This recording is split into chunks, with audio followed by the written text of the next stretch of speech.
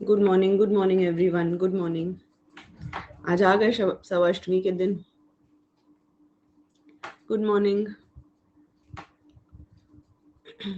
Audio video clear है ना? सब कुछ क्लियर है? Good morning, good morning. क्या करें मैम? कोई नहीं, एक घंटा पढ़ लो, फिर तो पूरा दिन छुट्टी ही है।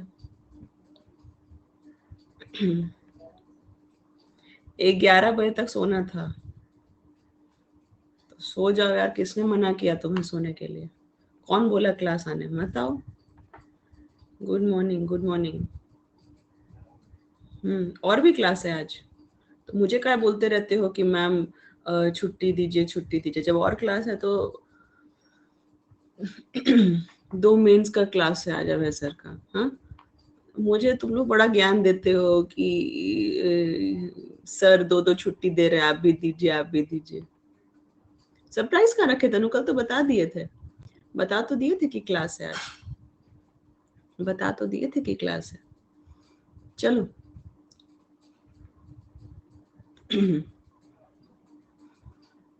ये लोग देखो अभी से पगला गया है क्लास करके। मतलब टीचर सब क्लास लेके पागल नहीं हुआ है, लेकिन बच्चा सब क्लास करके पगला गया है। खैर बात भी सही है, तुम लोगों को तो सब क्लास करना पड़ता है ना, हम लोगों को तो एक ही सब्जेक्ट पढ़ाना होता है ना। बोलो आप हमारा दर्द कैसे समझिएगा मैम। चलो शुरू करें। आ गए सारे? और किसी को आना है क्या? और किसी को आना है क्या? दुख कभी खत्म नहीं होगा। तुमको क्या लग रहा है नौकरी मिलने के बाद दुख खत्म हो जाएगा? नौकरी मिलने के बाद एक अलग सेट ऑफ दुख शुरू होता है। अतुल जी से डरो, ठीक बोल रहा है। चलो आ जाओ भाई।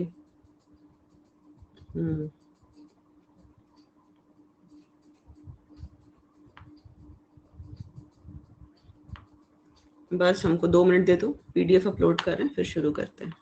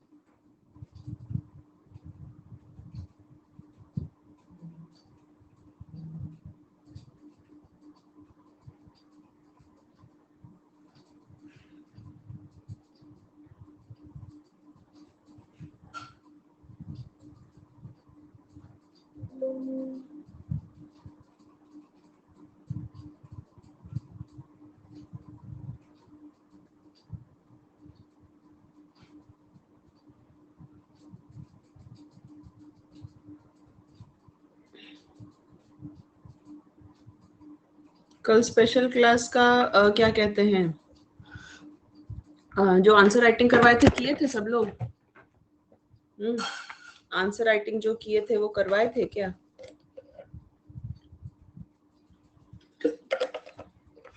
आज करेंगे? बोलो मैम 9 बजे तो क्लास ही खत्म हुआ था, इतना जल्दी कहाँ से शुरू करते हैं। चलो, कोई पूछ रहा है एनसीईआरटी काफी है क्या? अगर आपने इस बार का पैटर्न देखा होगा तो सिर्फ एनसीईआरटी काफी नहीं है, बिकॉज अब उसमें टेक पूछ रहा है आपसे। ठीक है, बीपीएससी में इस बार साइंस नहीं पूछा है, साइंस एंड टेक पूछा है। ठीक है, अब टेक्नोलॉजी की कोई किताब एनसीईआरटी की नहीं आती, आती तो बहुत अच्छी होती। ठीक है, बट टेक की कोई किताब एनसीईआरटी की आती नहीं। तो तुमको टेक तो पढ़ना ही पड़ेगा, ठीक है, टेक तो आपको पढ़ना ही पड़ेगा जो एनसीईआरटी में है नहीं, ठीक है। तो अब जो पैटर्न है बदल चुका है, ध्यान रखेंगे इस चीज का। चलिए शुरू करें। ओके, ठीक है। हाल फिलहाल में कुछ छोटी छोटी खबरें हैं जो सुर्खियों में रही हैं, और उसके बाद हम लोग क्या करेंगे। हाँ, बिहार टीचर के लिए पढ़ सकते हो एनसीईआरटी, 10th तक कर लोगी तो ज्यादा सेफ रहोगी रॉली, ठीक है। क्योंकि तुमको पहले भी बोले कि अब किया क्या गया है कि जो पैटर्न आपका बीपीएससी पीटी में पूछता था, जिस तरीके का क्वेश्चन की 10 नंबर 10 क्वेश्चन का फिजिक्स केमिस्ट्री बायोलॉजी है ना, वो सब उठा के कहाँ दे दिया है टीचर में डाल दिया है, ठीक है। बिहार टीचर के एग्जाम में सब पहले बीपीएससी का पैटर्न डाल दिया है, ठीक, ओके। इसलिए लोग बोल रहे थे कि टीचर का भी लेवल अब ऊपर हो गया है, और बीपीएससी में कॉपी कर दे रहा है यूपीएससी का लेवल, ठीक है, ओके। तो आपको अब अपना लेवल यहाँ पे रखना होगा, ठीक है। चलो, ओके ओके। लैंग्वेज एक ही होता है यार, इंग्लिश में नहीं आंसर करते हैं। एक दो वर्ड्स आप लिख सकते हो, बट आपको ऐसा नहीं करते कि एक सेंटेंस इंग्लिश में लिखे फिर फिर दो सेंटेंस हिंदी में लिख दिए, ऐसे नहीं आंसर लिखा जाता है, ठीक है। लैंग्वेज आपकी एक ही होगी। चलिए, ओके ओके, चलो इस खबर पे आते हैं, बट इसके पहले तुम लोगों को हम एक और खबर बताना चाहेंगे। खबर क्या है? चलो कोई नहीं, शुरू से ही शुरू करते हैं, शुरू से ही शुरू करते हैं। ये देखो, प्यारा है ना, प्यारा है ना ये? नहीं प्यारा लग रहा है तुमको? प्यारा तो है यार, चेहरा देखो उसका, ठीक है। अब बेचारे को कह दिया गया है कि तुम एक फूड एनिमल हो। तुम क्या हो? तुम एक फूड एनिमल हो। बिल्कुल प्यारा नहीं लग रहा, बक अरे सिर्फ इसका मुंह देखो ना, ये वाला पार्ट, ठीक है, सिर्फ इसका मुंह देखो, ये वाला पार्ट, ओके। लेकिन अब बेचारे को क्या कह दिया गया है? यस, मासूम सा लग रहा है बेचारा, ठीक है। अब इसको कह दिया गया है कि तुम एक फूड एनिमल हो, मतलब वो जानवर जिसको क्या किया जाता है, फूड के तौर पे कंज्यूम किया जाता है, ठीक है। इसका नाम क्या है? इसका नाम है मिथुन, इसका नाम है मिथुन। और इसको अब क्या कह दिया गया कि इसके पास भाई बहुत लो फैट कंटेंट है, इसका जो मीट है, इसका जो मांस है, उसमें फैट की मात्रा, वसा की मात्रा क्या है? कम है। इसी वजह से लोग इसको खा सकते हैं। मतलब एक होता है ना कि नॉनवेज खाने के साथ एक साइड इफेक्ट होता है कि नॉनवेज में बहुत ज्यादा क्या होता है? फैट होता है, ठीक है। स्पेशली मटन, आप जानते हो कि अगर आप मटन बहुत रेगुलर बेसिस पे कंज्यूम करो तो क्या हो जाता है, कोलेस्ट्रॉल बढ़ने का खतरा वगैरह हो जाता है, ठीक है। ये कोई मिथुन चक्रवर्ती ठीक लिखा है, अगर गूगल पे इसके बारे में पढ़ना चाहोगे और सर्च करोगे ना, ठीक है, अगर गूगल में इसके बारे में पढ़ना चाहोगे, सर्च करोगे, तो तुमको मिथुन लिखोगे तो मिथुन चक्रवर्ती का ही नाम आता है, ठीक है। इसके बारे में नहीं आता है, इसमें लिखना पड़ेगा मिथुन फूड एनिमल, तब जाके इस बेचारे के बारे में बोलता है। गलत नहीं बोली काजल, ठीक है। तो अब इसको क्या मिल गया है दर्जा? खाद्य पशु का, यानी कि फूड एनिमल का, ओके। यस, नॉर्थ ईस्ट में, ठीक है। इसके बारे में थोड़ी सी और बातें देख लो, इसके बारे थोड़ी सी और बातें देख लो कि ये कहाँ पर रहता है। अरुणाचल प्रदेश, नागालैंड, मणिपुर, मिजोरम, यानी कि जितने भी हमारे नॉर्थ ईस्ट स्टेट हैं, है ना, नॉर्थ ईस्ट स्टेट्स में ही ये मोस्टली पाया जाता है, ठीक है। बीफ इज किसका मीट? काऊ का मीट को बीफ कहते हैं, ठीक है। एग्जैक्टली जो काऊ एंड उसकी ब्रीड होती है, उसकी मीट को हम क्या कहते हैं? बीफ कहते हैं, ठीक है, ओके। वो नाम स्पेसिफिक काऊ के लिए ही रिजर्व रखा जाता है। तो अरुणाचल प्रदेश, नागालैंड, मणिपुर, इन सब में पाया जाता है।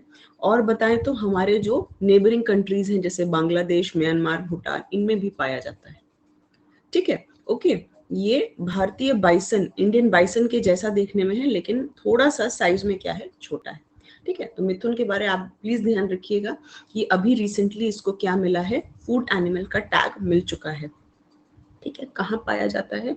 हमारे नॉर्थ ईस्ट के स्टेट्स में, नॉर्थ ईस्ट के स्टेट्स में पाया जाता है, ठीक है। तो food safety and standards authority of India, ठीक है, ओके, इन्होंने इसको फूड एनिमल की तरह रिकॉग्नाइज कर दिया है। फूड एनिमल वो है जो कि फूड प्रोडक्शन के लिए पाले जाते हैं, कि भाई इनसे हमको क्या करना है? पैसे कमाने हैं इनके मांस से, और लोग इसको खाएंगे, लोग इसको क्या करेंगे? खाएंगे, ठीक है, ओके। और फाइनली ध्यान रखना है कि इसके पिछले साल यानी 2022 में हिमालयन याक को भी फूड एनिमल की तरह एक्सेप्टेंस मिली थी। ठीक है, ये है आपका हिमालयन याक। ठीक है, हिमालयन याक, इसको भी क्या मिली थी, फूड एनिमल के तौर पे एक्सेप्टेंस मिली थी।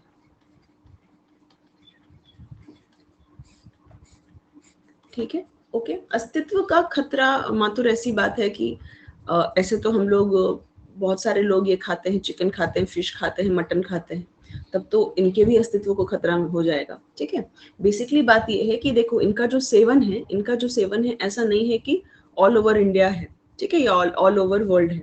ठीक है, ओके। तो इम्पॉर्टेंट बात आपको ये ध्यान रखनी है कि ये स्पेसिफिक है टू दो स्टेट्स, उनमें ही मिलता है, स्पेसिफिक है। तो ओवर एक्सप्लॉयटेशन की संभावना हो सकती है, बट उतनी नहीं हो सकती क्योंकि स्टेट स्पेसिफिक चीज है ना, स्टेट स्पेसिफिक चीज है। ऑफ कोर्स एक लिमिट से ज्यादा हो सकता है कि वहां पर संभावना हो जाए, बट अभी इसके बारे कोई चिंता ऐसी जताई नहीं गई। ठीक है, इन फ्यूचर हो सकता है, बट आप एक रीजन खुद अपने कॉमन सेंस से सोच सकते हो कि क्या ये पूरे इंडिया में मिलता है। ऐसा होगा क्या कि जाओगे बोलो अरे मिथुन जाओ 2 किलो मिथुन कटवा के ले आओ, नहीं नहीं कहते हो ना। ठीक है, ओके। चलो यार, नवरात्र चल रहे हैं, सॉरी। चलो, ओके, यस, ठीक, ओके। चलिए अगली बात चलते हैं, हम अगली बात करते हैं किसके बारे, अबॉर्शन के बारे। अगली बात किसके बारे कर रहे हैं, अबॉर्शन के बारे। अबॉर्शन क्या है भाई, द हिंदू का ये आर्टिकल है। अबॉर्शन एक एंटीबायोटिक है। ठीक है, अबॉर्शन क्या है, एक एंटीबायोटिक है। और ये क्यों बनाया गया, ये बनाया गया एक बहुत खतरनाक चीज के लिए। ठीक है, क्या आपको याद है हम लोग एएमआर पढ़े थे। एएमआर इसलिए आपको पहले पढ़ा दिए क्योंकि अब हाल फिलहाल की खबरों में इसका जिक्र होता ही जा रहा है। ठीक है, एंटी माइक्रोबियल रेजिस्टेंस यानी कि रोगाणुरोधी प्रतिरोध, रोगाणुरोधी प्रतिरोध। ठीक है, एंटी माइक्रोबियल रेजिस्टेंस यानी रोगाणुरोधी प्रतिरोध। जब आपको हम एएमआर पढ़ा रहे थे तो क्या हमने आपको उसमें से कुछ बैक्टीरिया के नाम बताए थे कि जिनमें ज्यादा एएमआर देखा जाता है, जिसमें कि माइकोबैक्टीरियम ट्यूबरकुलोसिस था, स्टैफ ऑरियस था, है ना, ये सारी चीजें थी। ठीक है, जीवाणुरोधी प्रतिरोध क्या होता है कि जीवाणु आपके शरीर में मरते नहीं है, इकोलाई एग्जैक्टली, है ना, मरते नहीं है। मतलब जब आप बीमार होंगे आपको जरूरत होगी कि आप क्या करें, दवाई खाएं, और उस दवाई को असर हो, तब वो असर नहीं होता। कारण क्या है उसका, क्योंकि आपने बिना कारण के बहुत सालों तक एंटीबायोटिक खाते रहे हो, कुछ भी हुआ तुरंत एंटीबायोटिक खा गए। इस वजह से वही वाली कहानी साबित हो जाती है, शेर आया, है ना, बार बार हल्ला हो जाता है, और जब सही में शेर आता है तो लोग डरते नहीं। ठीक है, तो बैक्टीरिया के साथ भी वही हो जाता है कि आप बार बार एंटीबायोटिक खाए जा रहे हो, तो बैक्टीरिया बिल्कुल ढीठ हो चुके होते हैं। ये एएमआर था। अब एएमआर में आपको हम, हाँ ढीठ थे थर जो बोल लो, एएमआर में आपको हम एक स्पेशल नाम बताए थे कि याद रखना, बोमानी, काजल लिखी भी थी शायद थोड़ी देर पहले, हाँ, बोमानी। ठीक है, ओके। तो ये जो एंटीबायोटिक है, ये अबॉसिन जो है, ये एक एंटीबायोटिक है, यानी कि एक दवाई है। कौन सी दवाई, जो बैक्टीरिया को मारती है, ये जीवाणुरोधी है। ठीक है, ये जीवाणुरोधी है। और ये जीवाणुरोधी किसके अगेंस्ट काम करती है, वो बोमानी बैक्टीरिया के अगेंस्ट। ठीक है, किसके अगेंस्ट, बोमानी बैक्टीरिया के अगेंस्ट जो है ये काम करती है। ठीक है, ओके, आई है बात समझ में। और अच्छी बात यह है कि आर्टिफिशियल इंटेलिजेंस, कृत्रिम बुद्धिमत्ता का इस्तेमाल करके बनाई गई है ये। ठीक है, मशीन लर्निंग मतलब आर्टिफिशियल इंटेलिजेंस, कृत्रिम बुद्धिमत्ता का इस्तेमाल करके ये दवाई क्या की है, बनाई गई है।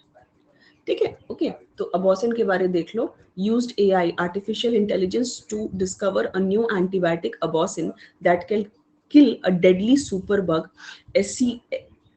Acinetobacter baumannii। ठीक है, ओके। अब ये करता क्या है, ये जो आपका बोमानी बैक्टीरिया है, ये बहुत इंपॉर्टेंट आपके ब्लड का इन्फेक्शन करता है, यूरिनरी ट्रैक्ट यानी मूत्राशय का इन्फेक्शन करता है, लंग्स का इन्फेक्शन कर सकता है, और वूंड्स का मतलब क्या है, घाव। आपको पता है जब भी हम लोगों को चोट लगती है, ये लगती है, हम लोग फटाफट जाते हैं उसमें डेटॉल लगाते हैं। ऐसा तो नहीं है, अगर बहुत बड़ा घाव है तो उसको छोड़ देते हो। अगर अच्छा खासा घाव हो गया तो उसको ऐसे खुला छोड़ देते हो क्या, कह रहे अपने आप ठीक हो जाएगा? नहीं, बिल्कुल सही, एंटीसेप्टिक लगाते हैं ताकि बैक्टीरिया मर जाएं। अगर आप छोड़ दोगे तो वो इन्फेक्शन संक्रमण इतना बढ़ सकता है कि आपके धीरे धीरे यहाँ से शुरू होकर पूरे बॉडी में फैल सकता है। ठीक है, ओके। तो बोमानी से बचने के लिए क्या करेंगे, अबॉसिन इस्तेमाल किया जाएगा। ठीक है, उसके बारे में यही लिखा है अबॉसिन के बारे कि ये एक ग्रुप ऑफ बैक्टीरिया फैमिलीज है जो कि हमारे ह्यूमन हेल्थ को बहुत क्या करता है, खतरनाक करता है। ठीक है, बुरुली अल्सर याद है तुमको, बहुत बढ़िया। चलो, इसका मतलब है कि अभी तक कल और आज की YouTube क्लास मिला दो तो हम लोग 2 तरीके देख चुके हैं AMR से बचने के लिए। अगर आपको कल की YouTube की क्लास याद है जो हमने करंट अफेयर्स की ली थी, तो हमने उसमें आपको एक चीज पढ़ाई थी जिसका नाम था फेज थेरेपी। याद आया? फेज थेरेपी मतलब जहां पर हम किसको इस्तेमाल कर रहे हैं, जहां पर हम बैक्टीरियोफेज को इस्तेमाल कर रहे हैं।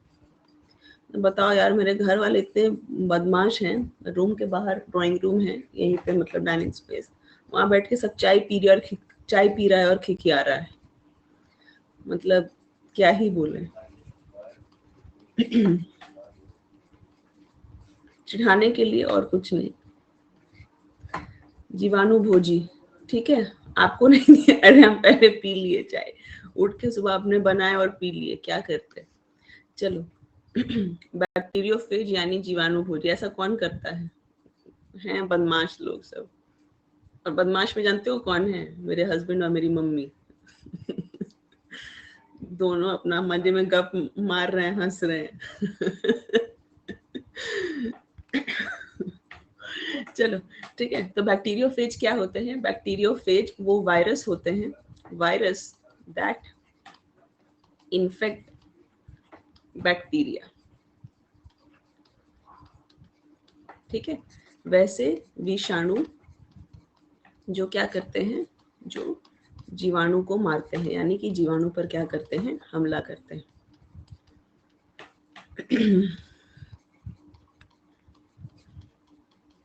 ठीक है, ये है बैक्टीरियोफेज। अब फायदा कैसे है इस थेरेपी का? इस थेरेपी का फायदा आपको हम कैसे बताए थे कि आप कभी भी अगर एंटीबायोटिक खाते हैं, आप कभी भी अगर एंटीबायोटिक खाते हैं तो वो एंटीबायोटिक क्या करता है, वो गुड बैक्टीरिया को भी मारता है और बैड बैक्टीरिया को भी मारता है। हम सबके पूरे बॉडी में कुछ अच्छे बैक्टीरिया होते हैं जो हमारे लिए यूजफुल है। ठीक है, जैसे मान लो आपका खाना पूरा नहीं पचा, ठीक है, तो आपका आधा पचा हुआ खाना को वो खा लेंगे, जिससे आपका पेट ठीक रहता है, जिससे आपका पेट क्या रहता है, ठीक रहता है। ठीक है, ओके, तो वो है आपके अच्छे बैक्टीरिया। आप एंटीबायोटिक खाओगे तो एंटीबायोटिक फर्क नहीं करता कि अरे ये अच्छा बैक्टीरिया है, ये बुरा बैक्टीरिया है, सभी को क्या करता है, मार देता है। ठीक है, सभी को क्या करता है, मार देता है। जैसे अतुल जी फर्क नहीं किए ना कि कौन बच्चा पढ़ा कौन नहीं पढ़ा, ऐसा सवाल डाल दिए कि पढ़ो चाहे नहीं पढ़ो, वही वाला बात है। ठीक है, तो एंटीबायोटिक गुड और बैड दोनों को ही मार देता है। लेकिन जब आप फेज थेरेपी देते हैं, ठीक है, ओके, तो फेज थेरेपी का मतलब है कि वो वायरस जो बैक्टीरिया को मारे, और कौन से बैक्टीरिया को हमला करता है ये वायरस, बुरे बैक्टीरिया को ही हमला करता है। ठीक है, तो अच्छे बैक्टीरिया क्या होते हैं, उससे बच जाते हैं। ठीक है, तो AMR से निपटने का एक ट्रीटमेंट हम लोग कल पढ़े थे, क्या था, फेज थेरेपी। ठीक है, और दूसरा ट्रीटमेंट क्या पढ़ेंगे, दूसरा ट्रीटमेंट है अबॉसिन। आज पढ़े अबॉसिन। ठीक है, अबॉसिन क्या है, तो ध्यान रखना, आर्टिफिशियल इंटेलिजेंस, कृत्रिम बुद्धिमत्ता। ठीक है, कृत्रिम बुद्धिमत्ता मतलब सिंपल समझते हो भाई, अगर तुमको पहले किसी से रास्ता पूछना होता था तो पूछते थे, ए बाबा, ए चाचा, दीदी यहाँ आइए, बताइए कि रास्ता कहाँ जाता है, यही पूछते थे ना, और उसमें दीदी लोग हमेशा गलत बताती थी। ठीक है, ओके, मतलब बुद्धि से ही लोग बताते थे। अब आपको करना क्या है, अब आप सिंपल अपना गूगल मैप लगाइएगा और निकल लीजिएगा GPS से। ठीक है, इसका मतलब है कि जो चीज इंसान के पास थी अब किसके पास आ गई है, मशीन के पास आ गई। ठीक है, यानी कि बुद्धिमत्ता, कृत्रिम बुद्धिमत्ता, आर्टिफिशियल इंटेलिजेंस। ठीक है, एक एग्जांपल दिया आपको ये AI का। ओके, तो अबॉसिन AI इस्तेमाल करके बनाई गई पहली क्या है, एंटीबायोटिक है। और ये किसके विरुद्ध काम करती है, पहली है या नहीं, ये हमको थोड़ा चेक करना पड़ेगा, पहली वाले पॉइंट को इग्नोर करना। ठीक है, पहली है या नहीं ये हमको थोड़ा चेक करना पड़ेगा, फिर बताएंगे।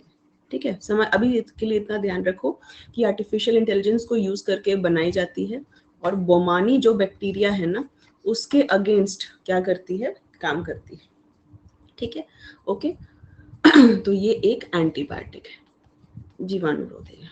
ठीक है, तो आप देख रहे हो कि कितना ये सारी चीजें क्या है आपकी फिलहाल रिसेंट में ही चल रही है।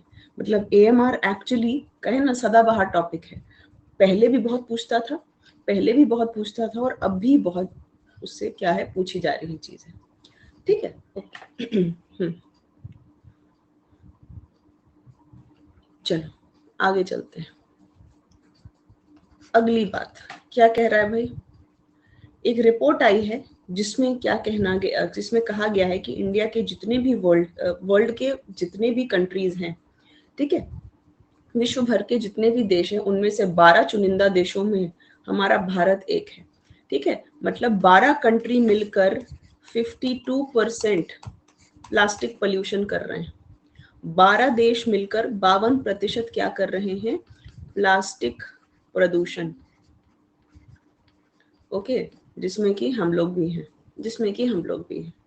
Okay, yes. क्यों हम लोग क्यों हैं भाई, क्या लग रहा है क्या कारण है? क्योंकि आए दिन तो हम लोग प्लास्टिक इस्तेमाल करते हैं। ठीक है, ओके, हम आप आए दिन तो हम लोग क्या इस्तेमाल करते हैं, प्लास्टिक इस्तेमाल करते हैं। कारण क्या है भाई? अगर आप कुछ भी खाना मंगवाते हो, चाहे रेस्टोरेंट से मंगवाते हो, चाहे सब्जी वाले से आजकल बढ़िया से सब्जी वब्जी मंगवाओ, सब चीज में तो प्लास्टिक यूज होता है। ठीक है, आप अपने घर में देख लेना, जहाँ पे मसाले वगैरह स्टोर किए जाते हैं तब भी क्या होता है, प्लास्टिक होता है। एग्जैक्टली अंजलि, बहुत बढ़िया। सस्ता होता है, टिकाऊ होता है। शीशा का सुंदर सुंदर मम्मी को देखना, अगर कभी कंटेनर लाएगी तो 1 महीना में ही तोड़ ताड़ के सब बराबर हो जाता है। ठीक है कि नहीं? यस। और प्लास्टिक के साथ क्या है, सस्ता, टिकाऊ। अभी तक हम लोग कोई ऑल्टरनेटिव नहीं ढूंढ पाए हैं उसका। ठीक है, प्लास्टिक का अभी भी हम लोग कोई बहुत विकल्प नहीं ढूंढ पाए, इस वजह से प्लास्टिक जो है बहुत अच्छे से यूज किया जा रहा है।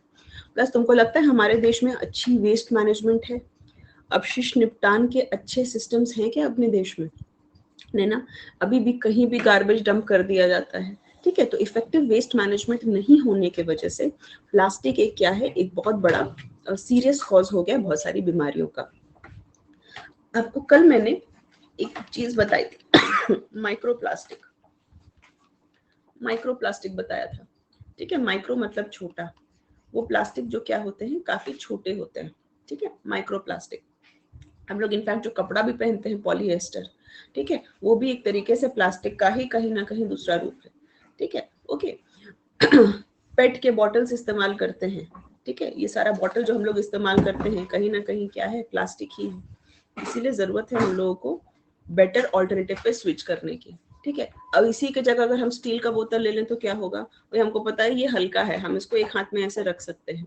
और यही हम स्टील का बोतल यूज करेंगे, क्या होगा, भारी हो जाता है ना, भारी हो जाता है। एक तुमको एग्जांपल दे रहे हैं, नहीं तो हम लोग प्रेफर करते हैं जो चीज हल्की हो, इजी हो, कॉस्ट इफेक्टिव हो, लंबी समय तक चल सके, इसको साफ करना भी आसान हो जाता है।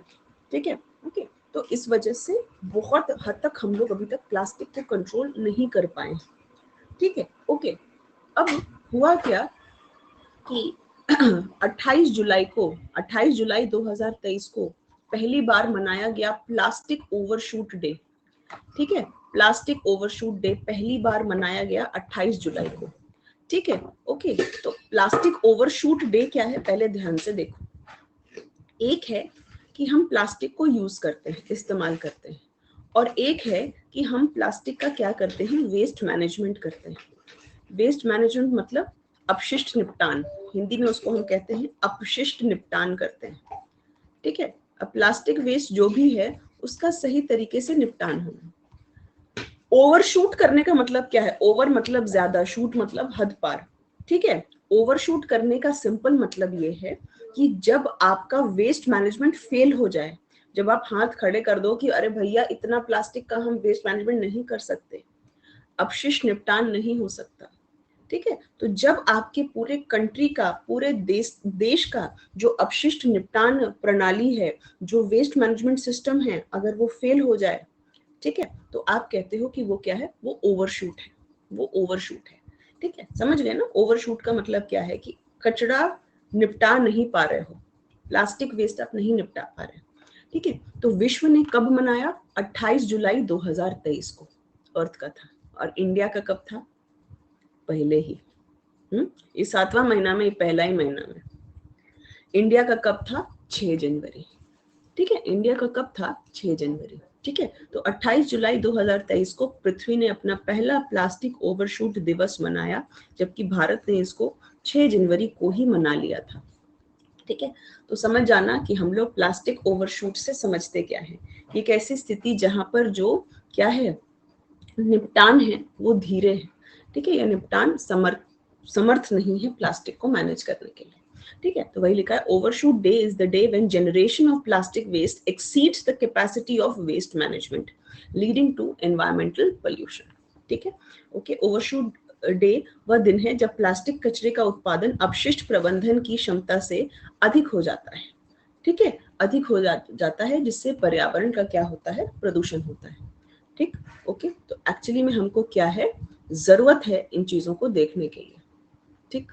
ओके, अब थोड़ी बात देख लो, impact of plastic pollution. Plastic pollution से क्या क्या दिक्कतें हो सकती हैं भाई? आपने ये देखा है कि जो भी नेट यानी कि जाल डाला जाता है मछली को करने के लिए, पकड़ने के लिए, कई बार मछलियां उनमें क्या हो जाती हैं? फंस जाती हैं, और मछलियों के साथ कई बार बाकी जीव जंतु भी उसमें बुरी तरह से फंस जाते हैं। प्लास्टिक नेट एंटेंगल मतलब क्या है? कि जाले में, प्लास्टिक जाल में, ठीक है, प्लास्टिक के जाल में फंस जाना, प्लास्टिक के जाल में क्या होना? फंस जाना, ठीक है। तो मछली, सिर्फ मछली ही नहीं, उसके साथ बाकी जो जंतु हैं वो भी हो सकता है उसमें फंस जाएं, और धीरे धीरे उनके लिए क्या हो जाए? खतरनाक हो जाए। दूसरी चीज आपको पता है माइक्रो प्लास्टिक कितने हार्मफुल है? कल ही हम लोगों ने देखा कि वेल कितना ज्यादा माइक्रो प्लास्टिक कंज्यूम कर जाती है, बिकॉज वेल के शरीर में बहुत फैट होता है, वसा होती है, और प्लास्टिक फैट की तरफ क्या होता है? आकर्षित होता है, उसको प्यार होता है फैट से, ठीक है। तो किस तरह से माइक्रो प्लास्टिक क्या करती है? नुकसान करती है। ओके, बिस्फेनॉल और थैलेट्स जो अलग अलग प्रयोग किए जाते हैं, ठीक है। ओके, जो तरह तरह के प्लास्टिक हैं वो सब भी क्या कॉज करते हैं? एयर में रिलीज हो जाते हैं, वायु प्रदूषण वगैरह कॉज कर सकते हैं, ठीक है। तो कहने का सिंपल मतलब है, आपको अच्छे से पता है कि प्लास्टिक आपके लिए किस किस लेवल पर और किस किस तरीके से खतरनाक हो सकता है, ठीक। अब बात आती है कि क्या चैलेंजेस हैं, क्या चैलेंजेस हैं, आपको क्या क्या चुनौतियां से सामना करना पड़ता है। तो कुछ चुनौती मैंने आपको बताई कि भाई एक तो है कि बहुत लोगों में जागरूकता ही नहीं है, ठीक है। अभी भी आप बहुत लोगों से पूछो तो उनको पता ही नहीं कि प्लास्टिक क्यों बुरा है ना। देखना कि बहुत सारे लोग अगर जो आपके घर वर में अगर काम कर रहे होंगे, है ना, और अगर कोई ऐसा डब्बा होगा जो आप ये करोगे तो वो कहते हैं कि हमें ये दे दीजिए, हम अपने घर में इसको इस्तेमाल करना चाहते हैं। उनकी गलती भी नहीं है, क्योंकि ऑफ कोर्स उनके पास इतने पैसे नहीं बचते कि वो स्टील के कंटेनर लेके आए, है ना, अपने घर में उन चीजों को सजाएं, है कि नहीं, ठीक है। तो उनकी भी मजबूरी है कि भाई भैया दीदी आप लोग ये फेंक रहे हैं तो ये हमें दे दीजिए, हमारे काम आ जाएगा, ठीक है। एक तो एक लेवल पे आप बहुत कॉमनली ये चीज समझ सकते हैं, ठीक। तो एक छोटा सा एग्जांपल ये है, और इसके वजह से भी बहुत प्लास्टिक पोल्यूशन फैल रहा है। जागरूकता की कमी हो गई, या आप कह लो कि इस तरीके का उनकी आर्थिक स्थिति है कि वो बहुत नहीं कर लेते, ठीक है। मिठाई को लंच, वहाँ मिठाई के डिब्बे को भी बहुत लोग लंच बॉक्स बना देते हैं, ठीक है। इनफैक्ट बहुत ज्यादा कॉमन ये चीज है कि घर में बहुत सारे घरों में जो लेडीज होती हैं उन लोगों को आइडिया नहीं होता, और कोई भी कंटेनर पैकेट में पैक आया तो उसको फेंकने के बजाय उसको धो धा के रख लेती हैं कि अभी इसमें स्टोर होके आया, आगे को भी हम इसमें कुछ चीजें स्टोर करके रखेंगे, है ना, आगे के लिए हम इसको चीजें स्टोर करके रखेंगे। उनको नहीं पता कि ये हेल्थ के लिए कितना हानिकारक है, ठीक है। बहुत बार हम लोग खाने स्टोर करने के लिए उसको यूज करते हैं, ठीक है। तो ये बहुत सारे हॉर्लिक्स के डब्बे में ऑयल रहता है वही कह रहे हैं, जबकि ऑयल के लिए एक्चुअली ऑयल कंटेनर आता है, ठीक है। फिर वही बात आ जाती है कि मैम अफोर्डेबिलिटी, और वो बात भी सही है ना। अफोर्डेबिलिटी बहुत बड़ी समस्या है, ठीक है। बहुत सारे लोग आप देखोगे एग्जैक्टली कि प्लास्टिक में खाना भर के ले जा रहे हैं, ठीक है। सब बिल्कुल वीकर इकोनॉमिक सेक्शन के होते हैं, आर्थिक रूप से प्रबल नहीं होते, इसलिए वो ऐसा करते हैं। बट कहीं ना कहीं गवर्नमेंट को जरूरत है इन चीजों को एक्शन में लेने के लिए, ठीक है। उसके बाद अगर आप देखोगे तो आजकल बहुत चलन आया है सिंगल यूज प्लास्टिक का, सिंगल यूज प्लास्टिक का, ठीक है, कंटेनर रहेगा, लिखा रहेगा single use plastic, single use plastic. तो सिंगल यूज प्लास्टिक सिंपल ही रहता है कि भाई सिंगल यूज है, लेकिन क्या होता है घर में, हाँ, उसको धोया जा रहा है, अरे भाई सिंगल यूज, कुछ नहीं होता, कुछ नहीं होता, इसको बार बार यूज कर सकते हो, नहीं तो उसको अच्छे से धो धा के रख दिया जाता है कि भाई अब हम इसको क्या करेंगे आगे, और इसमें खाना वाना स्टोर करेंगे, ठीक है। तो सिंगल यूज प्लास्टिक भी एक बहुत बड़ा कारण है ना, क्योंकि सिंगल यूज प्लास्टिक एक तो ऐसे ही उसमें कई बार बहुत खराब केमिकल्स यूज किए जाते हैं, और दूसरी बात है कि हम लोग की जो मेंटालिटी है, हम लोग की जो मानसिकता है, उसको हम लोग कई बार यूज करते हैं, ठीक, ओके। वेस्ट मैनेजमेंट सिस्टम उतना बढ़िया नहीं है, तो ये सारी चीजें आप लिख सकते हैं, ठीक है। Consumers behaviour which are currently aligned with the usages of plastic disposable, वही रीजन है ना, हम लोगों को पता है भाई कि सस्ता है, हल्का है, आसानी से यूज किए जा सकता है, ये सारी चीजें, ठीक है। चलो, ये बिल्कुल ही न्यू खबर है। न्यू खबर क्या है, ये देखो, families of India's first 2 cases of rare disease patients struggle for inclusion under national policy। क्या है कि भारत में ऐसी 2 फैमिलीज जो क्या है, रेयर डिजीज पेशेंट है। अब एक बार ये देखो, यहाँ पर एक शब्द उभर कर आ रहा है, रेयर डिजीज। रेयर डिजीज कहने का क्या मतलब है, कोई चीज अगर रेयर है इसका मतलब है दुर्लभ है ना, नहीं कॉमन नहीं देखने को मिलती, ठीक है। अगर आपसे कोई पूछेगा कि टाइफाइड रेयर डिजीज है क्या, क्योंकि नहीं भाई टाइफाइड तो हम लोग को भी अक्सर हो जाता है, ठीक है। तो रेयर डिजीज आमतौर पे उन बीमारियों को हम कहते हैं जो बहुत ही कम देखने को मिलती है। अगर कोई चीज कम देखने को मिल रही है तो क्या लग रहा है, इसका ट्रीटमेंट महंगा होगा या सस्ता होगा। अगर कोई बीमारी बहुत रेयर है, बहुत दुर्लभ है, ठीक है, तो बताइए कि इसका ट्रीटमेंट महंगा होगा या सस्ता होगा। जाहिर सी बात है इसका ट्रीटमेंट महंगा होगा, है ना। तो इसीलिए हमारे देश में एक पॉलिसी बनी हुई है फॉर रेयर डिजीजेस, ठीक। अब ये खबर आपको बताना क्या चाह रही है, ये ध्यान से देखिए। यहाँ पे ना 2 बीमारियों का जिक्र हो रहा है, ठीक है। पहली बीमारी है इन्फेंटाइल हाइपोफॉस्फेटेजिया। देखो, डरो नहीं बीमारी देख के, आप इसको डिकोड करने की कोशिश करो। आपको हम क्या बताए हैं कि किसी भी शब्द के बारे पहले अगर हाइपो लिख दिया जाए मतलब क्या है, कम, और फॉस्फेटेजिया मतलब फॉस्फेट, फॉस्फेटेजिया मतलब कहीं ना कहीं लेना देना इसका फॉस्फेट से है या फॉस्फोरस से, ठीक है। तो हाइपोफॉस्फेटेसिया एक ऐसी बीमारी है जब आपके शरीर में ना ठीक से मिनरल्स नहीं डिपॉजिट हो रहे। अब मेरी बात एक बार सुनो, आपको अच्छे से पता है कि बोन है, टीथ है ना, आपकी हड्डियां हैं, आपके दांत हैं, ये सब किसके बने हैं, क्या इनमें कैल्शियम और फॉस्फोरस प्रेजेंट है, क्या ये मिनरल्स हैं, क्या ये खनिज है, ठीक है।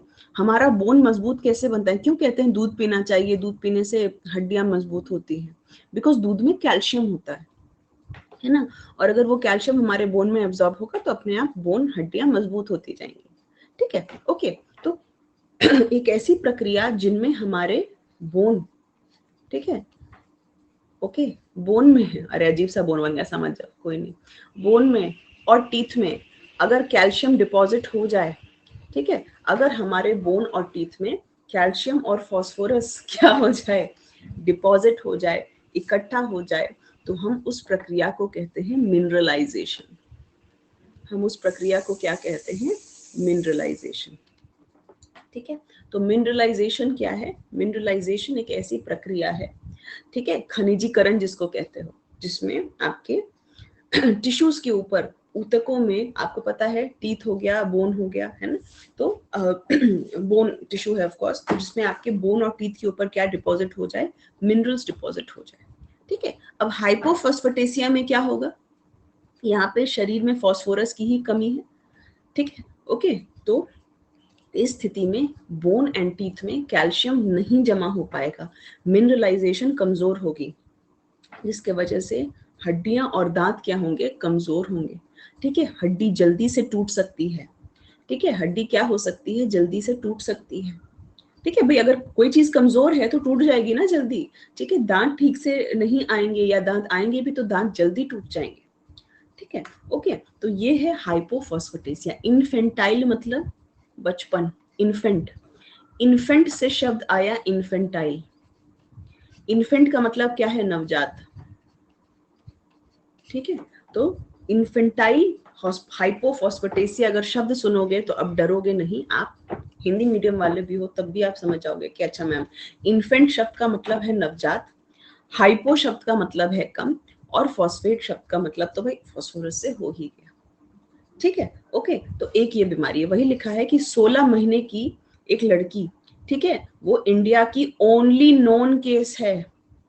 ठीक है, 16 साल की एक लड़की जो है वो भारत की अभी तक की ओनली एक ही केस है जिसको ये बीमारी हुई है। ठीक है, जिसको ये बीमारी हुई। तो क्या हो गया? रेयर डिजीज हो गया। और एक 14 महीने का लड़का जिसका नाम है तरन, उसको एक और दूसरी बीमारी है जिसका नाम है नीमन पिक डिजीज। अब ये कौन सी बीमारी है? नीमन पिक डिजीज। तो इस आर्टिकल में दो रेयर डिजीज के बारे आपको बताया जा रहा है। ठीक है, रेयर डिजीज मतलब जो बहुत दुर्लभ बीमारियां हैं। ठीक है, ओके। एक बीमारी है नीमन पिक डिजीज और एक है इन्फेंटाइल हाइपोफॉस्फेटेसिया। ठीक है, अब नीमन पिक डिजीज में होता क्या है? नीमन पिक डिजीज, नीमन पिक डिजीज, ठीक है, ये एक जेनेटिक डिजीज है। ठीक है, जेनेटिक डिजीज है, ऑटोजोम में होने वाली बीमारी। ऑटोजोम आपको पता है कि पहले 22 क्रोमोसोम को हम ऑटोजोम कहते हैं। ठीक है, तो ये एक जेनेटिक डिजीज है, यानी कि आनुवांशिक रोग है। ठीक है, पहली बात तो ये।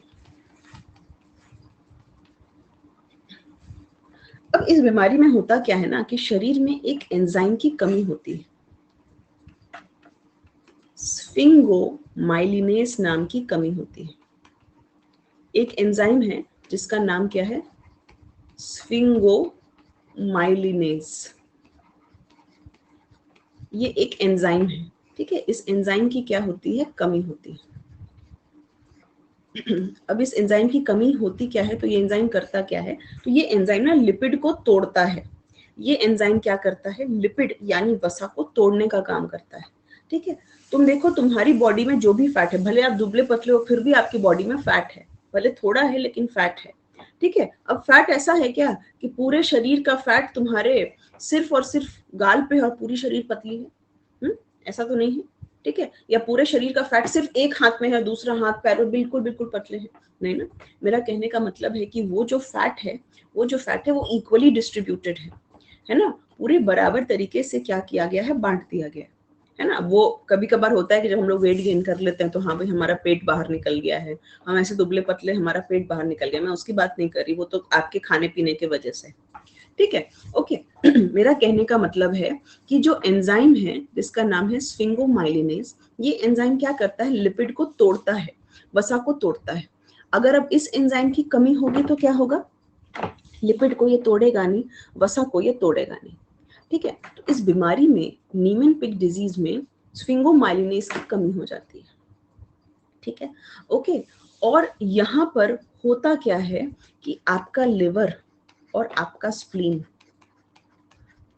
वहां पर फैट डिपॉजिट हो जाता है। आपके यकृत में और आपके प्लीहा दोनों में क्या होता है? फैट जो होता है वो डिपॉजिट हो जाता है। इसका मतलब इन दोनों का साइज क्या होता है? बड़ा हो जाता है। ठीक है, इन दोनों का जो आकार है वो क्या होता है? इन दोनों का आकार बढ़ जाता है। ओके, इन दोनों का आकार बढ़ जाता है। ठीक है। क्या हम लोग लिवर के लिए वर्ड यूज करते थे हेपैट? क्या लिवर के लिए वर्ड यूज होता था हेपैट? ठीक है, ओके। और मैं अब आपको एक और चीज बता रही हूँ। इस बीमारी का सबसे बड़ा लक्षण है हेपैटोमेगैली। हेपैट का मतलब है लिवर। मेगा, मेगा क्या होता है? मेगा कहते हैं मेगा सेल है। मेगा शब्द का मतलब क्या है? बड़ा। मेगा शब्द का मतलब क्या है? बड़ा। ठीक है, अगर मैं आपके सामने शब्द लिख रही हूँ स्प्लीनोमेगैली, इसका मतलब क्या है? स्प्लीन बड़ा हो जाना। ठीक है, तो किसी भी शब्द के अंत में अगर मेगैली लिखा है ना, अगर मेगैली लिखा है मतलब समझ जाना कि उसका साइज क्या है? उसका साइज बड़ा हो गया है। ठीक है, क्या लग रहा है लिवर के साइज बढ़ने से दिक्कत नहीं होगी? ऑफ कोर्स दिक्कत होगी, बिकॉज लिवर के आसपास जितने भी ऑर्गन्स हैं वो उस पर प्रेशर डालेगा। स्प्लीन का साइज बड़ा होने से ऐसे भी दिक्कत होगी, उसके आसपास जितने भी ऑर्गन्स हैं उन पे क्या करेगा? प्रेशर डालेगा। ठीक है, तो ये लक्षण हो गए। इसके अलावा ये ना ब्रेन को भी प्रभावित करता है, मस्तिष्क को भी प्रभावित करता है। आपको पता है ब्रेन बना होता है न्यूरॉन से, है ना? हमारा ब्रेन और स्पाइनल कॉर्ड किसका बना होता है? न्यूरॉन से बना होता है। ठीक है, तो ये क्या करता है? उन न्यूरॉन्स को भी तोड़ देता है या उन न्यूरॉन्स को खत्म कर देता है। ठीक है, ये उन न्यूरॉन्स को भी क्या करता है? फिनिश कर देता है, खत्म कर देता है। ठीक है, जिसके वजह से क्या होता है? आपके नर्वस सिस्टम पे भी फर्क पड़ता है। ठीक है, तो ये है नीमन-पिग डिजीज। अब इन दोनों बीमारियों के इन दोनों बीमारी जिन बच्चों को हुई है, ठीक है, इनके पेरेंट्स ने सरकार से गुहार लगाई। अब सरकार से इनका क्या गुहार है? इनका कहना है कि भाई हमारे बच्चे इन बीमारियों से पीड़ित है, ये बीमारियां बहुत दुर्लभ है और इनका इलाज बहुत महंगा है।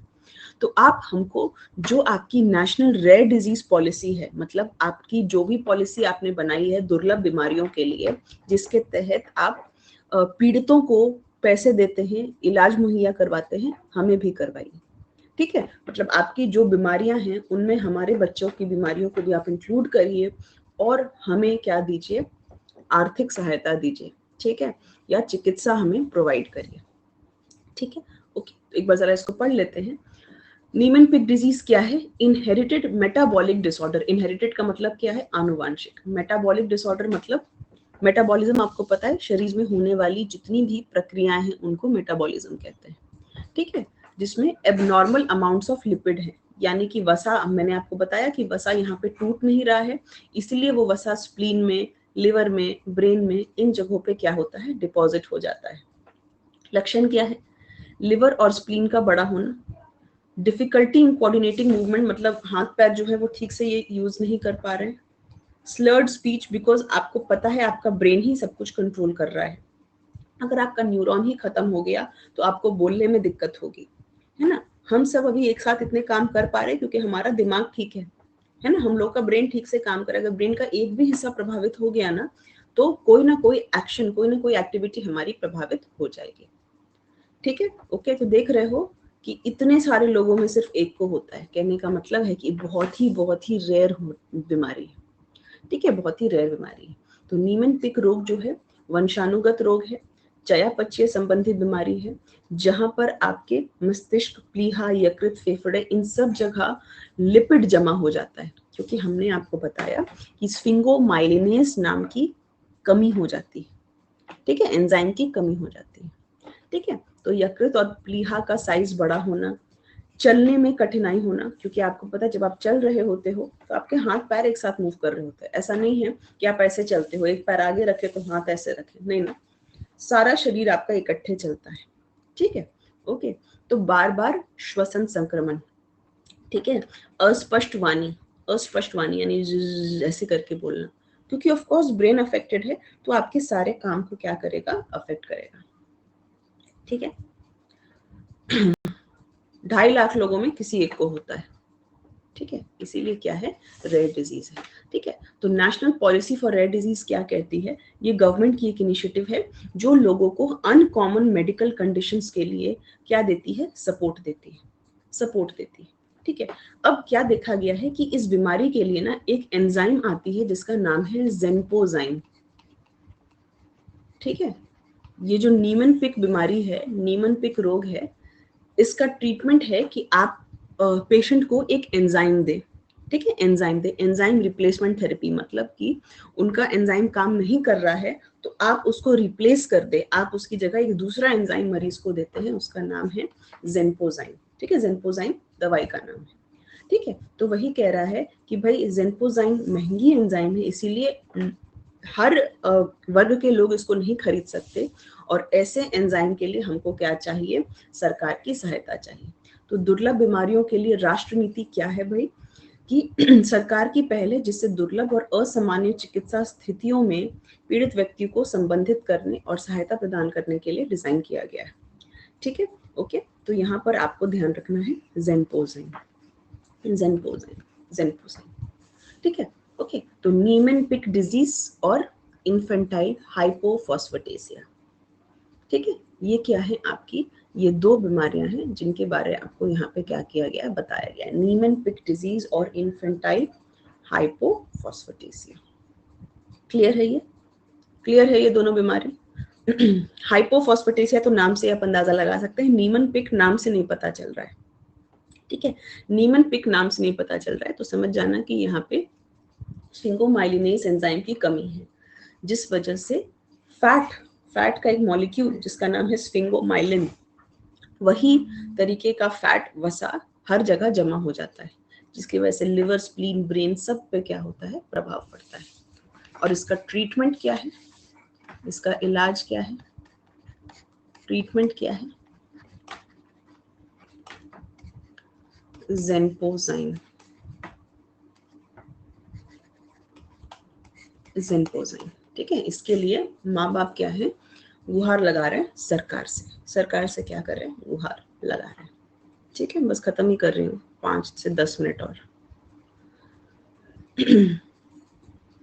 अब एक आंसर राइटिंग पे आ रहा है, ठीक है, एक आंसर राइटिंग पे आ रहा है, ठीक है। अब ये आंसर राइटिंग क्या है, द हिंदू में एक आर्टिकल आया था, ठीक है, मुझे लगता है मार्च या अप्रैल के टाइम में, ठीक है। और ये आर्टिकल आपको पता है, जैसे कि न्यूज़पेपर की हेडलाइन से उठा के मेंस के क्वेश्चंस फ्रेम किए जा सकते हैं और जाते हैं, ठीक है। सवाल क्या पूछा है, should India consider phasing out nuclear power, क्या भारत को चरणबद्ध तरीके से परमाणु ऊर्जा खत्म करने पर विचार करना चाहिए, ठीक है, ये सवाल पूछ रहा है। मतलब जहां हम ऑल्टरनेट सोर्सेज ऑफ एनर्जी की बात कर रहे हैं, वहां पर ये सवाल आपसे पूछ रहा है कि क्या इंडिया को जरूरी है कि हम न्यूक्लियर पावर को क्या करें, खत्म करें। पहले मुझे बताओ कि इसका जवाब क्या दोगे, हाँ दोगे या ना दोगे?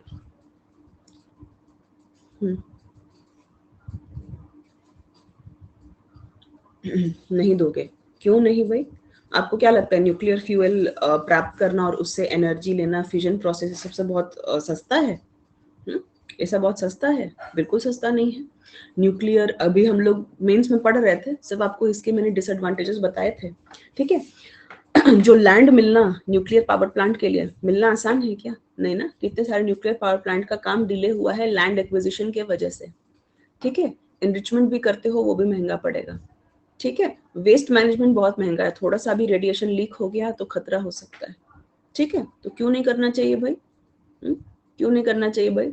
बिल्कुल करना चाहिए। तो देखो, कभी भी अगर ऐसे सवाल पूछे जाए ना, एग्जैक्टली राजवीर, ठीक है, अगर ऐसे सवाल पूछे जाएं तो आपको बिल्कुल एक तरह से मिक्स्ड आंसर देना है, ठीक है।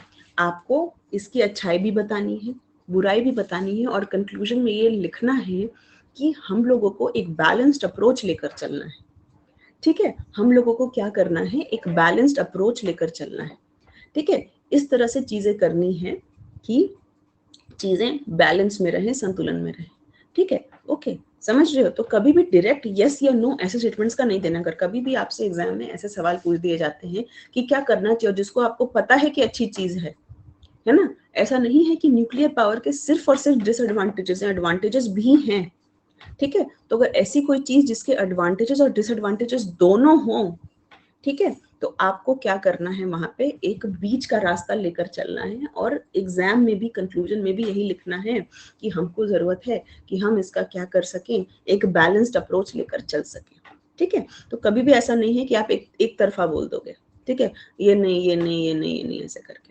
आ गई है बात समझ में? ठीक है। अगर कोई ऐसी चीज है जिसके आपको पता है सिर्फ और सिर्फ डिसएडवांटेज है, ठीक है, मान लो यही चीज न्यूक्लियर एक्सीडेंट्स के लिए लिखी होती, सिर्फ उसमें लिखा होता कि न्यूक्लियर एक्सीडेंट, ठीक है, तो आपको पता है कि यहाँ पे सिर्फ बुराई चीज के बारे में पूछ रहा है ना, तो ये आपको अपनी सूझबूझ से काम लेना होगा, ठीक है, अपनी सूझबूझ से काम लेना होगा कि अरे भाई ये तो ऐसी चीज पूछा है जिसके एडवांटेजेस भी हैं, डिसएडवांटेजेस भी हैं, ठीक है। तो इसमें बीच का रास्ता लेना ज्यादा ठीक होगा, ठीक है।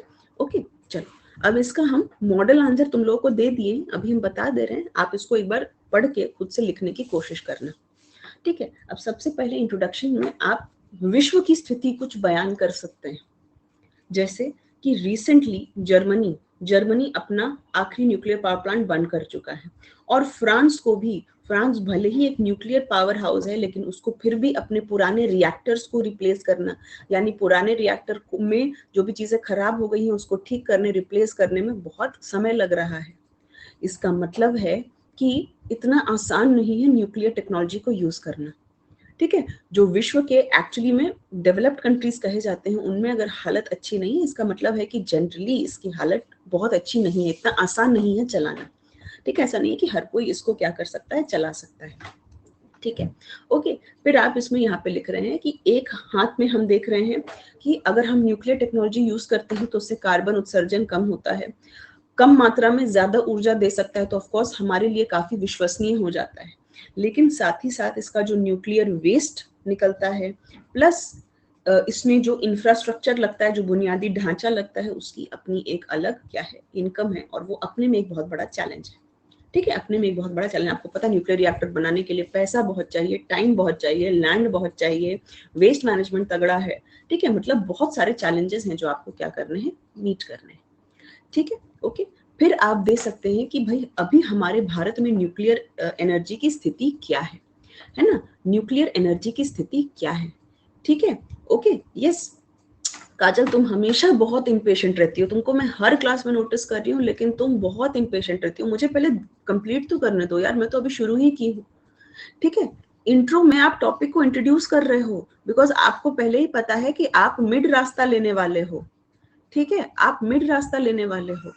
ठीक है, बीच की राह लेने वाले हो, इसीलिए आप बीच की राह पहले में ही इंट्रोडक्शन में बता दोगे। ठीक है, कई बार एग्जामिनर अगर सारी चीज नहीं पढ़ेगा तो कम से कम उसको आपके आंसर का स्टार्टिंग देख के ये समझ में आ जाएगा कि अच्छा ये जो स्टूडेंट है, ऐसा होता नहीं है कि वो नहीं पढ़ेंगे, मैं आपको सिर्फ एग्जाम्पल दे रही हूँ। ठीक है, सबसे पहले अगर आप पहले में ही दोनों चीजें लिख देंगे तो आप एग्जामिनर पे एक तरीके का इस तरह के सवालों में, मैं कह रही हूँ, ठीक है, इस तरह के सवालों में तो एग्जामिनर को समझ में आ गया है कि अच्छा ये स्टूडेंट जो है डिप्लोमेटिक आंसर दे रहा है, यानी कि बीच की राह है, उसको पता है कि स्टूडेंट बीच की राह लेने वाला है, इसीलिए काजल ऐसे सवालों में आप ये राह लेके चलेंगे। ठीक है, ओके। आगे देखो, फिर आप लिखेंगे, समझ में आया काजल? ठीक है, फिर आपको क्या ध्यान रखना है कि भारत में क्या स्थिति है। कल ही हम लोग करंट अफेयर्स में पढ़े थे कि जो हमारा गुजरात का क्या है, खाकरा से काकरा याद करना है, खाकरा से काकरा ध्यान रखना है।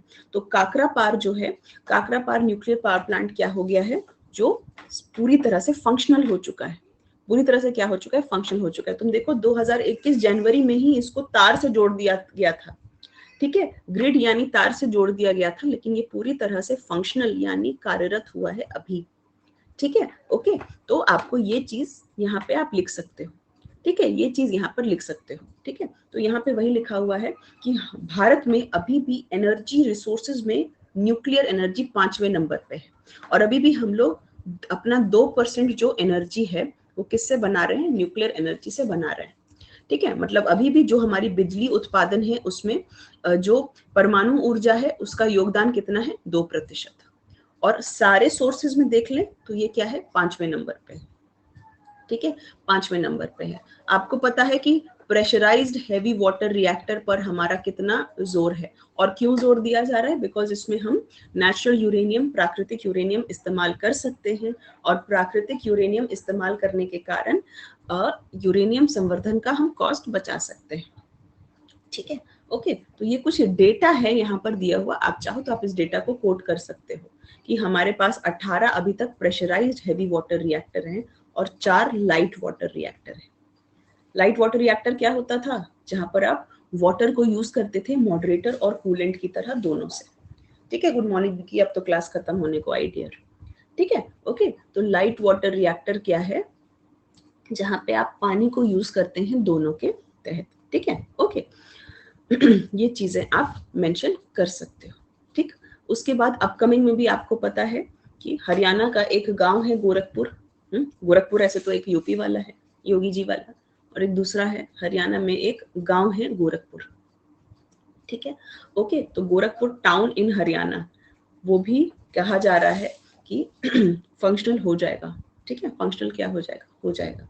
ठीक है, फिर इंडिया का थोरियम बेस्ड न्यूक्लियर रिएक्टर जिसका नाम भावनी है, जिसका नाम क्या है, भावनी है। ओके, तो वो भी कहा जा रहा है कि क्या हो जाएगा, फंक्शनल हो जाएगा। ठीक है, इनकमिंग फ्यूचर फंक्शनल क्या होगा, हो जाएगा। ठीक, ओके। चलिए, अब एक तो आपको ये बात समझ में आई, तो आप इस क्वेश्चन के आंसर में एक्चुअली में क्या क्या लिखोगे, ठीक है, क्या क्या लिखोगे। हम कब बोले थे 11 बजे क्लास होगी? ये तो हम कभी नहीं बोले थे 11 बजे क्लास होगी। 11 बजे तो हमारी वो होती है। कब बोले थे जी हमें 11 बजे? ये बोले थे क्या? हा?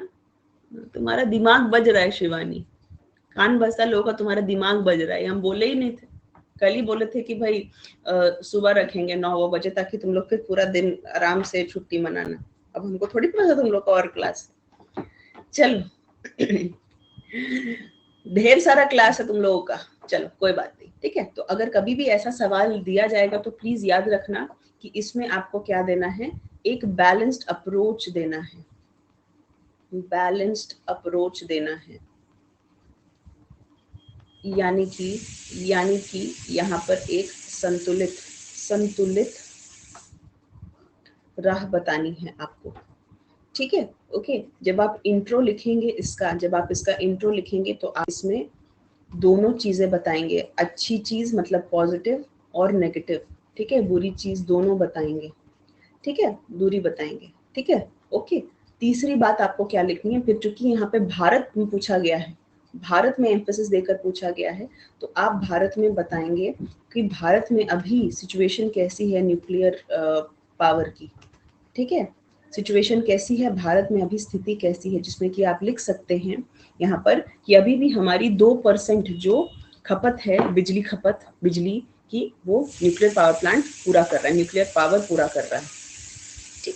ओके, और इसके बाद आप लिख सकते हैं कि भारत में कौन कौन से न्यूक्लियर पावर प्लांट हैं, ठीक है, जो भी चीज न्यूज में है, जैसे काकरापार न्यूज में है उसको मेंशन कर देना, ठीक है। भले कनेक्ट कर दिया गया था 2021 से, लेकिन अब वो क्या हो गया है, फुल बिल्कुल पावर में आ चुका है, ठीक है।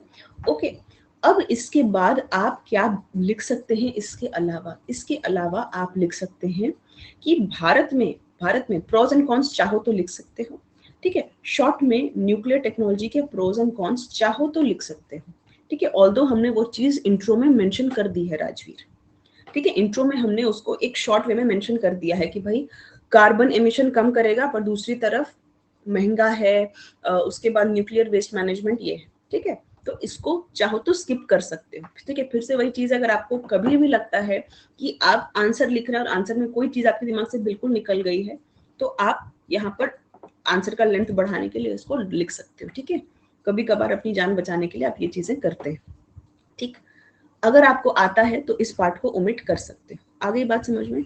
इसके बाद आप लिख सकते हो कि हम लोग मेजर्स क्या क्या ले सकते हैं, हम लोग क्या क्या मेजर्स ले सकते हैं, मतलब हमारे गवर्नमेंट की तरफ से क्या क्या स्टेप लिया जा सकता है कि हम एक बैलेंस्ड अप्रोच लेकर चलें, ठीक है। तो आप इसमें लिख सकते हो कि चूंकि अब हम लोग भारत की पूरे विश्व की सबसे क्या है, पॉपुलस कंट्री है, सबसे ज्यादा आबादी वाला देश है, और हमारी जो जरूरतें हैं वो दिन पर दिन बढ़ती चली जा रही है, इसीलिए किसी भी एक तकनीक पर निर्भर करना सही नहीं है। हमें जरूरत है कि हम और नवीकरणीय ऊर्जा पर ध्यान दें, जैसे सोलर हो गया, जैसे बायोफ्यूल हो गया, हम इन पर ध्यान दें, ठीक है। तो एक तरीके से हम क्या करें, अलग अलग एनर्जी सोर्सेस पे ध्यान दें। इसके वजह से क्या होगा कि किसी एक तकनीक पर हमारी पूरी निर्भरता नहीं रहेगी, ठीक है। ओके, इसके बाद तुम लोग थोड़ा सा पढ़ना स्मॉल मॉड्यूलर रिएक्टर के बारे, SMR, ये भी आजकल काफी चर्चा में है।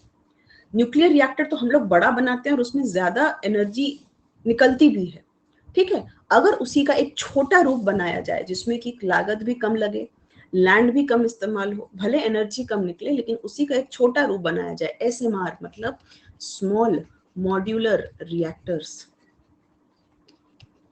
ठीक है, ये एक अच्छा ऑप्शन हो सकता है और हमें इस पर विकास करने में क्या देना चाहिए, जरूर जोर देना चाहिए, ठीक है। स्मॉल मॉड्यूलर रिएक्टर हम इसको कहते हैं, ठीक है। ओके, तो आप मेजर्स में कुछ और चीजें लिख सकते हो, ठीक है, कि हम क्या क्या मेजर्स ले सकते हैं। जब आप इसको कंक्लूड करोगे तो कंक्लूड आप कैसे करोगे कि हमको क्या करना है, एक बैलेंस्ड अप्रोच लेकर चलना है, ठीक है। तो देखो, रिसर्च एंड डेवलपमेंट पर भी हमको ध्यान देना चाहिए कि भाई अगर हम न्यूक्लियर टेक्नोलॉजी पर काम करें तो जरूरत है उस पर रिसर्च करने की, सरकार को कुछ ना कुछ सैंक्शन करने की कि उस पर रिसर्च हो सके। रिसर्च से ये पता चलेगा कि क्या कोई और तरीके हैं न्यूक्लियर एक्सीडेंट्स को कंट्रोल करने के, ठीक है। रिसर्च करोगे तभी तो पता चलेगा, ठीक है। तो बाकी और आपको प्रौद्योगिकों पे ध्यान देना है।